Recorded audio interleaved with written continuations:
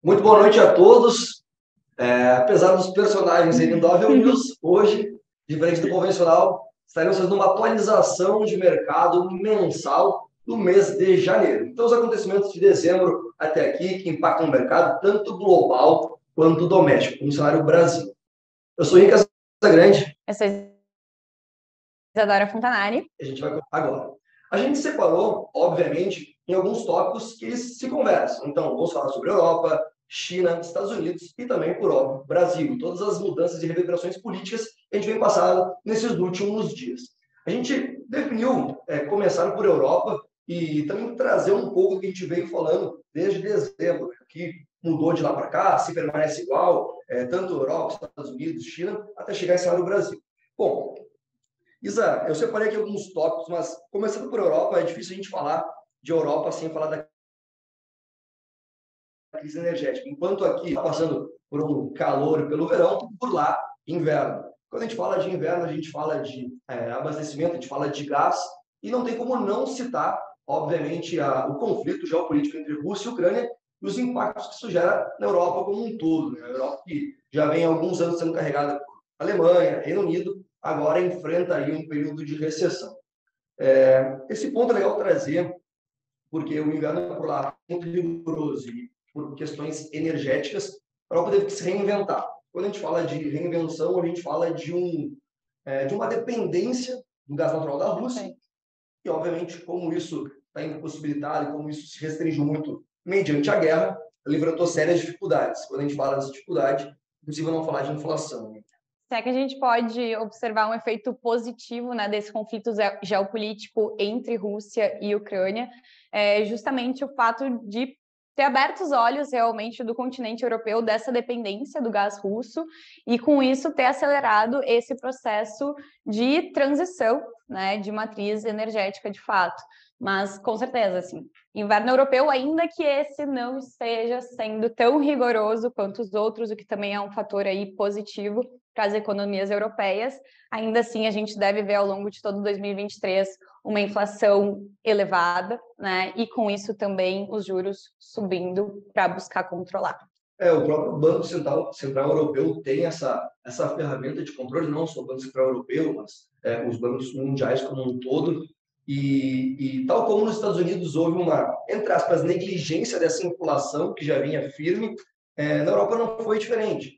E hoje a gente já vê uma recessão que se dá como realidade por lá, inicialmente uma recessão técnica hoje a gente enxerga como uma realidade, não só na Europa, mas também nos Estados Unidos, muito por conta disso, de ter a curva inflacionária muito à frente e agora ter que pesar muito a mão do Banco Central na questão dos juros, e obviamente isso impede o crescimento das nações por lá. Né? Efeito ainda de pandemia, né? A gente teve uma quebra da cadeia produtiva ao longo ali 19 para 20, enquanto aqui no Brasil a gente começou a fazer uma escalada de juros em 2021 e também observou agora em 2022, a gente viu os Estados Unidos e também, que a gente vai falar mais adiante, né? Vai entrar mais a fundo nesse tema, mas Estados Unidos e a Europa achando que isso é algo tranquilo de se lidar, né? Injetando ainda muito dinheiro na economia através de estímulos e, na verdade, agora a gente está vendo boa parte das consequências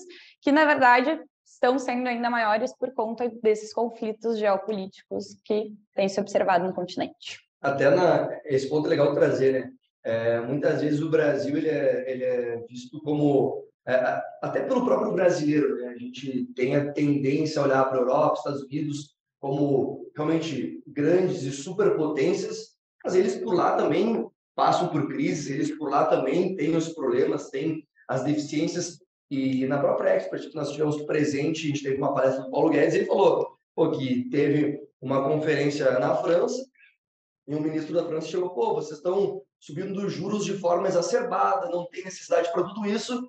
E logo mais a inflação começou a bater na porta deles e eles viram que o Paulo Guedes não estava errado, muito pelo contrário, ele estava à frente da curva. Também, obviamente, a gente vai falar sobre isso, porque esse movimento, de certa forma, antecipado, colocou o Brasil num patamar privilegiado hoje. Perfeito. E a gente viajando, Isa, da Europa para a China. O que a gente tem de China para Vamos lá. Para a China, a gente tem um cenário favorável para 2023, ainda linkando com essa questão de inflação e também de juros, como a gente acabou de comentar, enquanto a gente viu boa parte do mundo, inclusive o Brasil, aumentando juros, né, para controlar a inflação ao longo de 2022, a China, na verdade, não participou desse processo, né? Estava lá com uma inflação bastante controlada, juros também estáveis, e com isso a gente tem uma política aí, tanto fiscal quanto monetária, expansionista, o que tende a aumentar naturalmente, né, os níveis da produção no país, da atividade econômica, e o Brasil, inclusive, tende a se beneficiar disso, já que afeta aí na questão do preço das commodities e mantendo isso num patamar mais elevado também favorece nessas questões de câmbio, enfim, para a nossa bolsa é bastante interessante. Perfeito. É legal trazer esse ponto, né?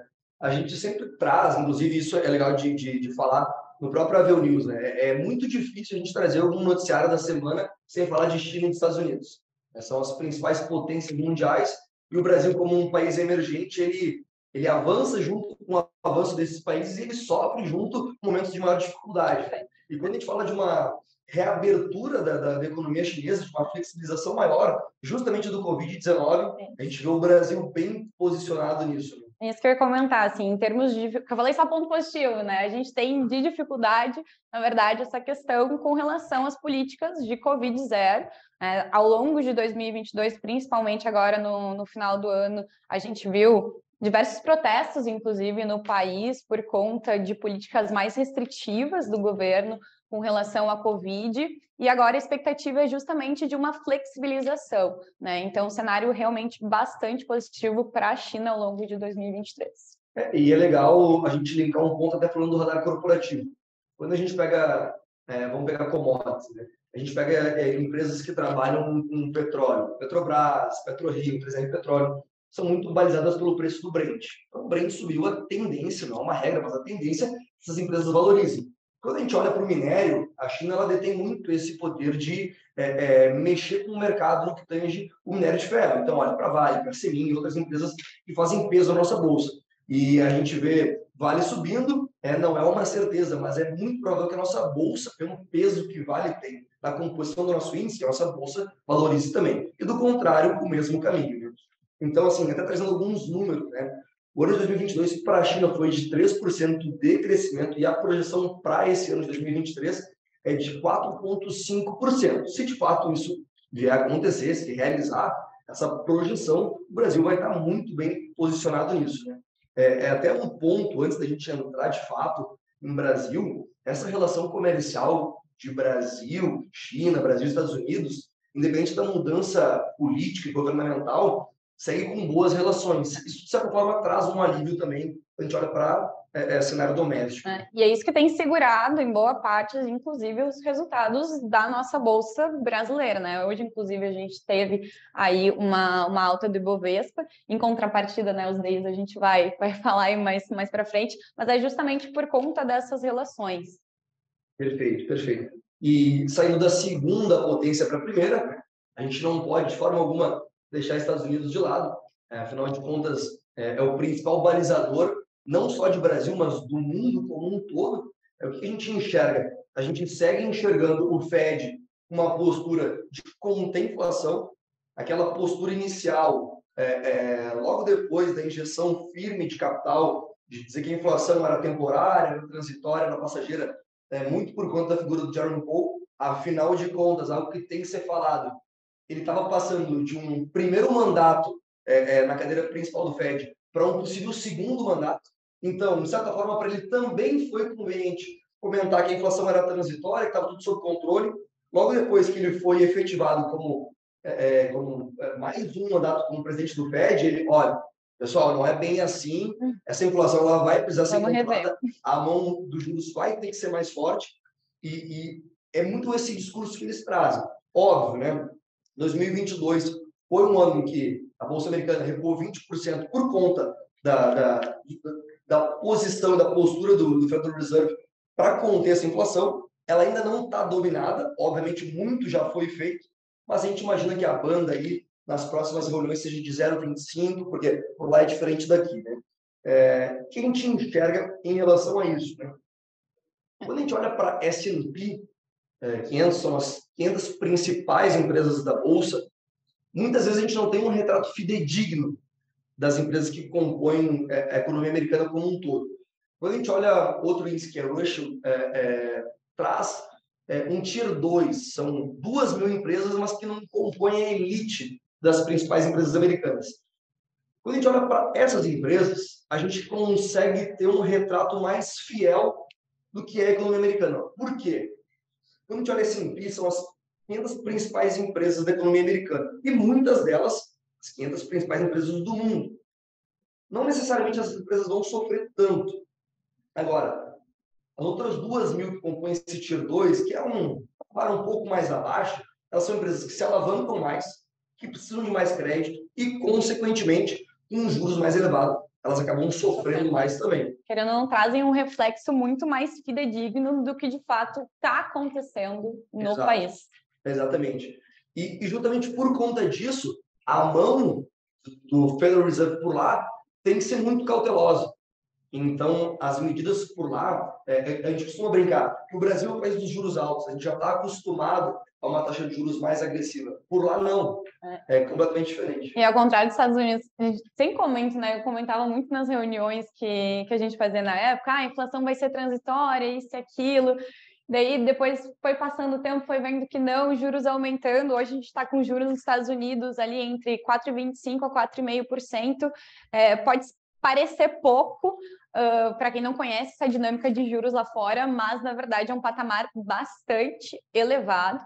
Tá? E eu sempre comentava que a gente aqui no Brasil tem PhD em inflação, né? Eu e você, a gente até não pode falar tanto, porque assim, a gente não viveu de fato os anos 90, mas talvez quem está nos escutando lá de casa vivenciou isso, enfim, conheceu com mais propriedade, mas o fato é que a gente veio de diversos aumentos, né, em 0,75%, o último já foi em 0,5%, e provavelmente ao longo desse ano de 2023 a gente vai ver uma manutenção, né, nesse patamar elevado ainda, até porque a expectativa é de uma recessão moderada, né, mas de uma recessão para 2023 nos Estados Unidos. O setor imobiliário por lá não está muito legal, né? E a gente fica, de fato, nas expectativas de resultados de inflação, da atividade econômica e, principalmente, dos dados de emprego também. E tem um ponto legal quando a gente fala dos Estados Unidos, que é muito importante salientar. Independente do cenário, seja ele mais positivo ou seja ele mais pessimista, a gente não pode negar que os Estados Unidos detém a moeda mais forte. Quando a gente vai falar de câmbio, quando a gente vai falar de lastro, hoje vai falar de dólar. Isso é uma lei, praticamente. Então, assim, tem um conceito que é muito legal de trazer até a título de conhecimento, que chama-se dólar smile. Esse conceito, ele nos traz justamente a figura de um sorriso, né? Então, numa ponta a gente tem um cenário muito otimista e na outra ponta a gente tem um cenário muito pessimista. Então, um cenário muito otimista de economia pujante, como foi em 2021, por exemplo, com a injeção muito forte de capital pelo Banco Central Americano, a gente tem o dólar muito forte, acompanhando a economia, acompanhando as empresas. Em contrapartida, quando a gente pega um ano de crise, de guerra, de pandemia, de recessão, se a gente fosse esconder, se a gente fosse proteger, melhor dizendo, nosso capital, a gente ia para uma moeda forte. A gente ia para uma moeda forte, com certeza seria o dólar, e não o real. Então, esse é um grande ponto interessante para a gente poder olhar para os Estados Unidos. Por quê? Porque mesmo num período de maior incerteza, até mesmo de recessão, porque é uma realidade, a gente tem que olhar como uma forma de uma boa alocação. A gente não via há muito tempo o Fed subir juros na magnitude que está. A gente não via há muito tempo empresas do patamar que elas são num desconto tão grande como eles estão agora. Então, é um bom momento, sim, a gente olhar com bons olhos. E até um ponto legal de trazer, porque a XP ela facilitou esse acesso. Né? A gente consegue acessar o mercado americano de uma forma direta, sem ser as famosas BDRs. Exatamente, assim, hoje a gente tem essa disponibilidade dentro da plataforma da XP Investimentos, é algo bem recente, né? Até para quem está aí do outro lado, se ainda não conhece, aciona o seu assessor para saber mais a respeito, principalmente porque Alocação internacional é sempre importante a gente ter na carteira, dolarizar parte do patrimônio. E tendo em vista o que a gente tem vivenciado e que a gente vai comentar aqui ainda com relação ao cenário doméstico, a toda essa questão fiscal, né, que está se desenhando aí para esses próximos meses ou quem sabe anos, mais do que nunca olharia assim com bons olhos a dolarização realmente do patrimônio, buscando, claro, bons investimentos lá fora, e daí existem diversas alternativas, né? ETFs, diretamente em ações, investimentos em bonds também, que são ativos de renda fixa lá do cenário internacional. E até legal trazer números, o pessoal muito nos pede, com números, vamos a métricas, né? A XP sempre recomendou de 15% a 20% de uma dolarização de carteira, né? E quando esse cenário doméstico, leia esse cenário Brasil, ele se encontra ainda mais tenso, ainda mais nebuloso, ainda mais incerto, a gente aumenta um pouco esse percentual. Não estou dizendo para colocar 50%, 100%, longe disso, mas de repente de 25% para 30%, algo que nos traga mais tranquilidade, porque a gente está falando da economia mais forte do mundo.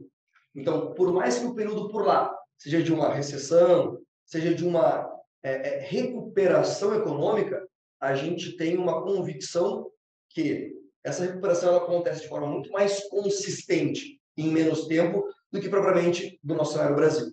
Né? E, obviamente, a gente não poderia deixar de falar do cenário Brasil. A gente deixou o recheio ou a parte principal para esse final, porque final não, né? Mas para o ápice da nossa live, porque tem muito assunto para falar de Brasil. Obviamente, a gente teve agora no dia 1º a posse do novo presidente Lula, né? Ele e toda a sua equipe, que a gente vinha como muita projeção, muitos nomes que poderiam assumir, não poderiam assumir. A gente trouxe muito isso no Avel News, né? Muitas hipóteses, seja para fazenda, economia, desenvolvimento, agricultura, enfim. Então, esse vai ser o nosso tema principal da live de hoje. Acho que principalmente o que a gente sempre trouxe ao longo de 2022 e do segundo semestre, que foi quando começou essa corrida política mais forte em termos de eleição, foi justamente como o mercado estava se comportando, como o mercado estava reverberando todas essas informações que estavam correndo. E durante um bom tempo, na verdade, para não falar poucas semanas atrás, o mercado estava precificando muito assim, independente de Bolsonaro ser eleito ou independente de Lula ser eleito, né, a gente enxerga o cenário X, Y ou Z. E na época, ou enfim, quando esses comentários foram feitos, inclusive são comentários que a gente, lendo relatórios, ou enfim, diversas entrevistas, conversando inclusive com gestores de fundos, eram feitos pensando muito mais num governo Lula da esquerda para o centro, com um discurso mais polido e mais político, do que, de fato, alguns anúncios, enfim, algumas coisas que a gente tem visto acontecer aí ao longo dessas últimas semanas. Exatamente, que tem acabado estressando mais o mercado. O grande ponto, a gente sempre gosta de trazer, né? O que faz preço na nossa bolsa não deixa de ser o investidor estrangeiro. Se a gente for olhar, óbvio, a gente tem muito investidor CPF, que a gente chama de investidor pessoa física, eu, a Isa, quem está nos assistindo, mas, óbvio, quem faz peso é o investidor institucional, é o fundo gringo que investe no nosso país. E quais são as métricas que ele utiliza para entender, bom, faz sentido investir no Brasil ou não faz sentido investir no Brasil? É o que a gente chama de risco fiscal. Quando a gente olha para um governo, a gente tenta entender qual vai ser a responsabilidade fiscal daquele governo. Durante 2022, principalmente essa parte final ali, pegando o início de outubro até o final do ano, vamos dizer assim, a gente tinha essa parte de eleição presidencial mais latente, e a gente via. A gente sabe como é o governo Bolsonaro, afinal de contas a gente estava vivenciando ele, e a gente sabe como é o governo Lula, porque a gente já vivenciou ele. O grande ponto de interrogação é o seguinte: a gente vai ter um governo Lula que vai ser um radical de esquerda, ou a gente vai ter um governo Lula mais ponderado, um governo de esquerda, mas que tem espaço para a economia seguir crescendo? Essa era a grande dúvida. E até eu lembro que eu tive a oportunidade de conversar com o Luciano Figueiredo, que foi um dos diretores do Banco Central de 99 a 2003, então ele passou do FHC para o primeiro mandato do Lula, e ele falou o seguinte: olha, o primeiro mandato do Lula tinha aquele temor gigantesco, um governo de esquerda vai mudar completamente a política do Brasil, e não foi bem assim. Até porque naquele período a bolsa subiu 97% nos primeiros 3 anos. Então, quer dizer, existia-se aquela esperança de algo mais ponderado. O que vem sendo falado até o momento não é por aí, né? A gente tem algumas falas do Lula, de alguns integrantes do governo, que não vão vindo muito por esse caminho. Hoje, inclusive, a Simone Tebet até trouxe algo que, de certa forma, trouxe um pouco de alento para o mercado, né? Mas a gente teve uma fala do Lula que não demonstrava uma importância para o teto de gastos. E aí, obviamente, isso o investidor estrangeiro está de olho. Afinal de contas, ele não quer colocar o dinheiro dele em um país sem responsabilidade fiscal, né? Perfeito. Então, muito nessa linha que a gente olha com um pouco mais de cautela. E é interessante citar essa questão do... Interessante não, é predominante e importantíssimo a gente citar essa questão do teto de gastos, porque é a partir disso que a gente vai conseguir falar a respeito do qual que é a nossa expectativa, nossa, os analistas, expectativa de inflação para 2023, para 2024, mesma coisa para a Selic e de crescimento econômico, e também quais setores da nossa economia e, por consequência da Bolsa, vão acabar se beneficiando ou não, né, dessa dinâmica que a gente tem observado atualmente. E, via de regra, o mercado não gosta de incerteza, né? E o que está pegando mais agora, principalmente nesses últimos dias, é justamente essa questão. Ok, não teremos mais, né, lá o teto de gastos, que foi algo que foi promulgado lá em 2016 pelo Temer, depois do impeachment da Dilma, justamente por pedaladas fiscais. Exatamente. Né? Então, a gente está sempre aí martelando no mesmo problema quanto o país, né, que é a questão do fiscal, que é buscar um superávit primário, que é diminuir essa relação de dívida PIB que a gente tem hoje, que inclusive em 2022 teve uma redução, mas agora com esses bilhões aí a gente tem pela frente para desembolsar com gasto primário, tende a se elevar novamente. E o mercado não gosta de incerteza e, dito isso, a gente precisa até agosto, né, com base nessa PEC da transição que foi passada pelo Senado e pela Câmara, ter aí um novo arcabouço fiscal. E a gente não tem exatamente, a gente teve pronunciamento da Simone, do próprio Haddad, mas a gente não sabe exatamente quais são as especificidades que vão estar nesse arcabouço, né? O que ele vai trazer.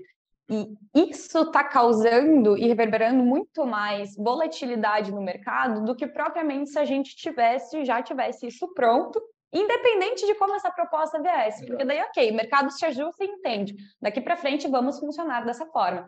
E a gente não tem isso hoje, né? Então a expectativa está muito grande em cima de qual vai ser a nova âncora fiscal do nosso país.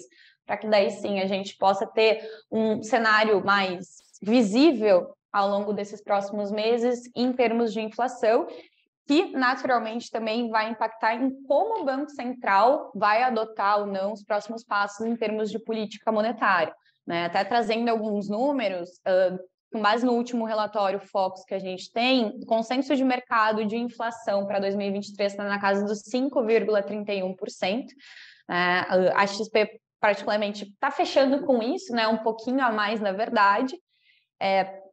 Tendo em vista uma elevação aí dos salários, enfim, toda essa injeção que a gente vai ter na manutenção do Bolsa Família em R$600 e algumas outras concessões a serem feitas, e por uma dinâmica internacional também, no curto prazo, sim, a gente deve ver uma inflação, como a gente viu agora em novembro, que vem 0,41, e uma prévia de dezembro ali no 0,54 nos próximos meses, ou seja, num patamar ainda ok, mas no médio prazo, a incerteza é muito grande por conta dessas questões fiscais. Até nesse ponto, Isa, é legal trazer algo que faz parte da realidade de todos que estamos assistindo e dos brasileiros em geral, né?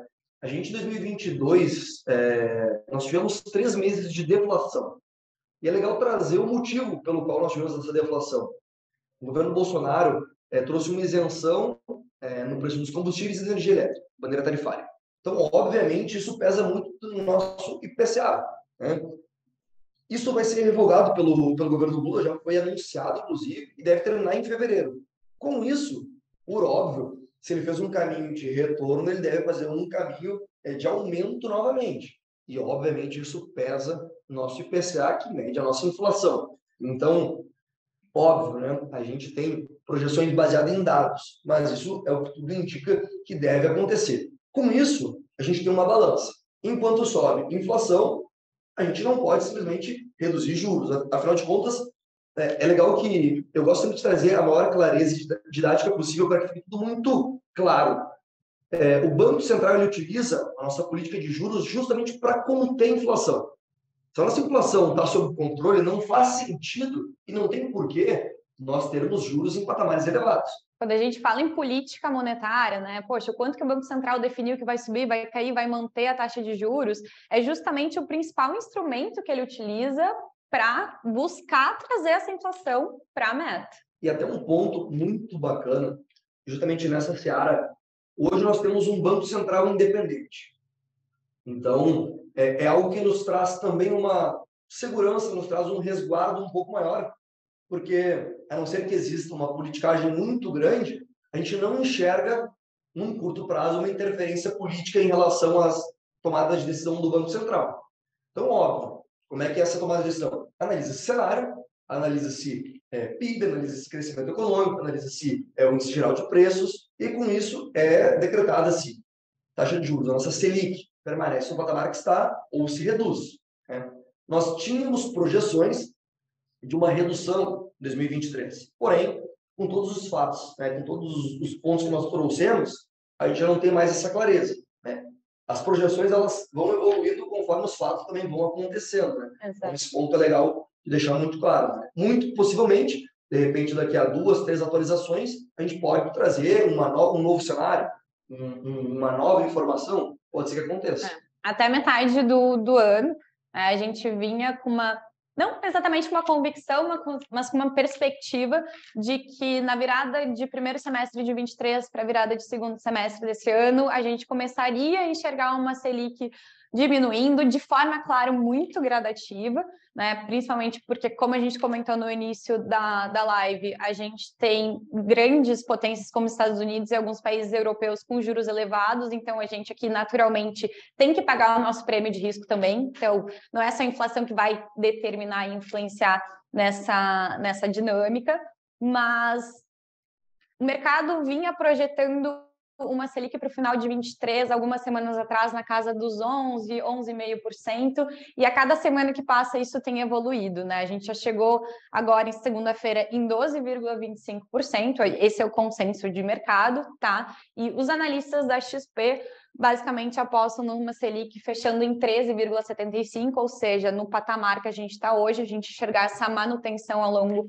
de todo esse ano, e eu particularmente fecho com eles em termos de opinião. Até legal trazer um ponto aqui, Isa, para quem está nos assistindo e entender. A gente trouxe vários riscos políticos que, para o investidor estrangeiro, realmente trariam um ponto de interrogação. Pô, será que vale a pena a gente investir no Brasil? O que traz uma vantagem ainda com todos esses pontos em relação ao cenário político que faz o investidor colocar o dinheiro aqui? No Brasil, a gente ainda tem um juro real positivo. O que é isso? É quanto a nossa Selic subtraída a nossa inflação. Quando a gente olha para os Estados Unidos, apesar da alta de juros por lá, eles seguem com um juro real negativo, que faz com que, obviamente, os países mais envolvidos tragam parte do seu capital para emergentes. E quando a gente fala de emergentes, o Brasil segue sendo destaque, por vários motivos. Então, qual é o cenário para o Brasil? Eu gosto sempre de deixar esse ponto bem claro. A gente enxerga o Brasil com otimismo, com bons olhos, desde que não haja alguma grande irresponsabilidade no que tange a questão fiscal. Nós somos a bola da vez. O Brasil ele tem tudo para ser realmente o país com um grande crescimento nesse ano de 23. Porém, a gente tem que ter, obviamente, os dois, não só, mas os dois pés no chão em relação à parte política.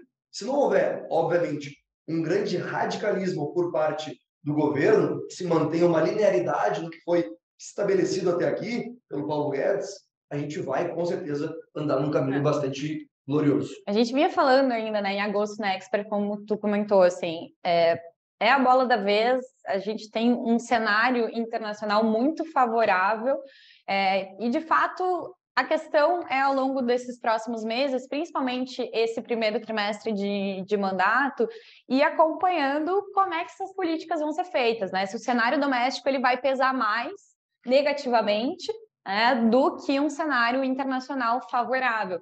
E essa questão que você comentou, né, de juros real e nominal, de ser um cenário interessante para o investidor estrangeiro vir e investir no Brasil, é justamente o que tem feito o câmbio dar uma segurada também, né? Exatamente. Inclusive, falando em câmbio, eu trouxe alguns números aqui, eu anotei porque a memória não é das melhores, mas é legal trazer. Óbvio que isso são previsões, projeções e tudo isso pode mudar. Mas a projeção para o nosso câmbio no final desse ano é de 5,30 e do ano que vem de 5,40. Como eu falo, até lá muita coisa pode acontecer.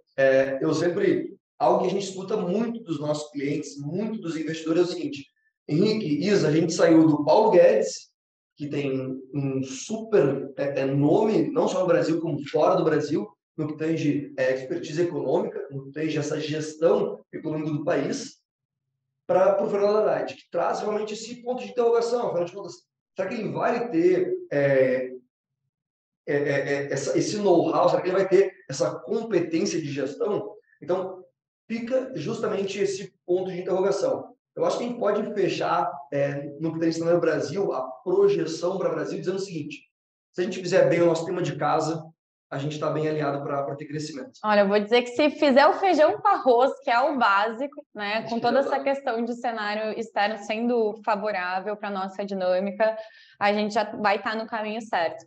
Claro que para o investidor que está aí do outro lado, e é sempre a dúvida que a gente vê, né, nas reuniões, em termos de alocação, quanto que eu mantenho aqui, quanto que eu mantenho ali. E eu sempre comento muito que quando a gente fala de estratégia de alocação, é claro que a gente tem parâmetros, né, para um perfil conservador, moderado, arrojado, dependendo do momento que a gente está vivendo, do que a gente tem de expectativas aí para os próximos meses e anos. Mas fato é que a alocação ideal vai ser conforme o perfil de fato de cada um e os objetivos de cada um. O que eu quero dizer com isso é que tem sim muita oportunidade para ser explorada, tanto através de investimentos internacionais, investimentos alternativos, que eu acho que dá para dar uma pincelada rápida também em algumas novidades, mas principalmente dentro do Brasil, momento de instabilidade também, né, além de, claro, elencar pontos de atenção, trazem boas oportunidades. E assim, fazendo um apanhado geral de tudo que tu trouxe, eu acho que é legal trazer. O investidor que gosta de bolsa, uma super oportunidade. A gente tem um PL da bolsa, o preço sobre lucro, sendo negociado abaixo de patamares como da própria pandemia, que a gente pensou que era o cenário mais caótico possível. Hoje a gente tem uma média de preço sobre lucro da bolsa em 12 vezes. Hoje ela está sendo negociada a menos de 4 vezes preço-lucro. Quando a gente olha, por exemplo, para investimentos alternativos, como tu comentou, vamos pegar aqui Private Equity, por exemplo. O que é o Private Equity? A gente investir em empresas em desenvolvimento, mas que ainda estão em estágios mais iniciais, não estão listadas em bolsa, por exemplo. Então, o investidor não tem acesso a ela no mercado de capitais. Ele vai investir através de um Private Equity, que é um fundo. Esse fundo vai fazer a gestão desses recursos, vai escolher empresas, vai apostar nessas empresas, e essas empresas vão entregar um crescimento aí realmente bem superior, na casa de mais ou menos 30% ao ano. Esse case é bem legal de quem está nos assistindo trocar ideia com o seu assessor, tentar entender um pouco mais, porque nesse cenário de maior inconsistência, de maior dúvida, é muito legal a gente trazer esse alternativo para a carteira, até para conseguir fugir um pouco do risco do convencional, poder mitigar um pouco desse risco Brasil que a gente chama. Né? E na renda fixa, eu sempre gosto de trazer, né? Quando a gente consegue aliar um investimento que traga inflação, a gente está, com certeza, colocando rentabilidade real na nossa carteira. Quando eu comentei e conversei no final do ano com o Figueiredo, ele comentou, a gente está trazendo IPCA longo para a nossa carteira, então ativos de IPCA+, muitas vezes a gente consegue trabalhar aqui com ativos isentos, então que trazem ainda um benefício fiscal grande para a carteira, que vai colocar ali, vencendo em 2030, ainda tem o benefício de poder fazer uma arbitragem, muitas vezes trazer aí uma marcação ao mercado, sair de forma antecipada, tendo um ágio aí a mercado. Né? Isso é legal de trazer.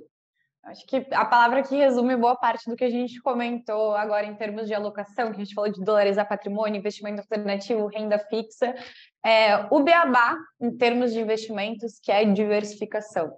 Né? Exatamente. É o simples, é a gente fazer isso bem feito, com bons ativos naturalmente, com boas empresas, seja na parte de renda fixa, que eu para quem está assistindo e já me conhece aí, sabe que eu trabalho basicamente com isso hoje dentro do escritório, e eu sempre bato na tecla, não é tudo a mesma coisa, né? Existem diversas estratégias que a gente pode adotar dentro da renda fixa. Então, boas empresas nesse sentido, na parte de fundos multimercado, fundos alternativos, fundos imobiliários também, que eu acho que é uma outra live que a gente pode trazer aqui futuramente, também fica a sugestão, e Ações Brasil. A gente tem aí alguns segmentos, é claro, que por conta dessa dinâmica que a gente acabou de comentar, tendem, né, a se beneficiar, ou pelo menos, dependendo de como o mercado doméstico se comportar, não se prejudicar tanto, né, ao longo aí desses próximos anos. Muitas vezes parece contraintuitivo a gente olhar para a Bolsa no cenário que tudo está instável, mas é justamente nesses momentos que a gente consegue as maiores ofertas, as maiores barganhas, digamos assim, da Bolsa. E quando a gente fala de diversificação, até para fechar, eu sempre gosto de trazer grandes nomes do mercado, não é o Henrique ou o Isa que estão trazendo. Quando a gente olha, por exemplo, para a Bridgewater, que é a gestora do Ray Dalio, ele traz que no longo prazo, não é 5 ou 10 anos, mas em 20, 30, 40 anos, quando a gente fala de fortuna, de crescimento, de acumular patrimônio, a gente justamente visa uma diversificação. A gente não precisa ganhar o topo sempre, mas a gente estando sempre acima da média, no longo prazo, a gente cresce muito mais do que a maioria. Isso é Thiago Nigro, é Thiago Reis, é Ray Dalio, enfim, todos os grandes nomes do mercado, e isso é muito legal de estar trazendo. Consistência de resultado, né? Consistência e de resultado. Falando em consistência, acho que nossa expectativa e a nossa esperança para esse ano é justamente que o governo faça o seu papel da melhor forma possível, tenha mais responsabilidade fiscal do que tem apontado em termos de pronunciamento até aqui. Espero que a gente consiga ter um ano de muito êxito, que a gente faça de fato o feijão com arroz, o nosso tema de casa, que o Brasil siga sendo realmente a bola da vez, aos olhos do mundo, que a gente siga sendo uma grande oportunidade, que de fato a gente concretize isso, e tenho certeza que esse ano aí vai ser de bastante realização para a gente. Contem conosco, a gente está aí à disposição de todos, não só a gente, mas toda a nossa equipe, os assessores, e essa live vai ficar gravada.